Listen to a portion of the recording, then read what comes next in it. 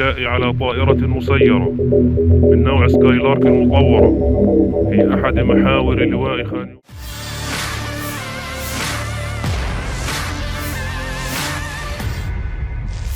Sayap militer Gerakan Jihad Islam Palestina berhasil menembak jatuh sebuah pesawat tanpa awak pasukan Israel. Diketahui drone Skylark canggih IDF ini berhasil dijinakkan prajurit Brigade Al-Quds saat mengudara di langit kota Khan Yunis. Dalam video yang rilis oleh pejuang Al-Quds pada Senin 6 Mei 2024, drone Skylark tersebut sudah tampak tak seperti semula. Semua bodi pesawat terlihat hancur dari moncong pesawat hingga ekor. Terlihat juga sebuah baling-baling dari pesawat yang sudah terlepas dari badan pesawat. Militer Israel memang mempergunakan pesawat tak berawak sebagai mata-mata untuk memantau pergerakan kelompok-kelompok perjuang Palestina. Sementara itu, sejak beredarnya unggahan ini belum ada tanggapan resmi yang dikeluarkan dari militer Israel.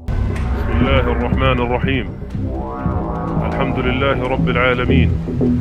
Wassalatu wassalamu ala aqid liwa'i al-mujahidin Muhammad ibn Abdullah wa ala alihi wa sahbihi. وضمن معركة طوفان الأقصى المباركة قام مجاهدون الأبطال في سرايا القدس بلواء خان يونس من الاستيلاء على طائرة مسيرة من نوع سكايلارك المطورة في أحد محاور لواء خان يونس.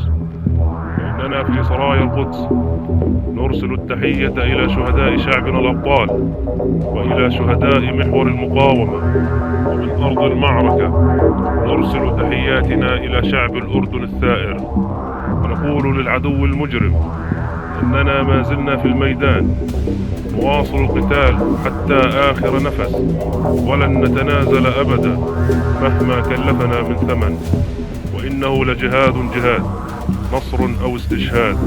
سرايا القدس لواء خان يونس.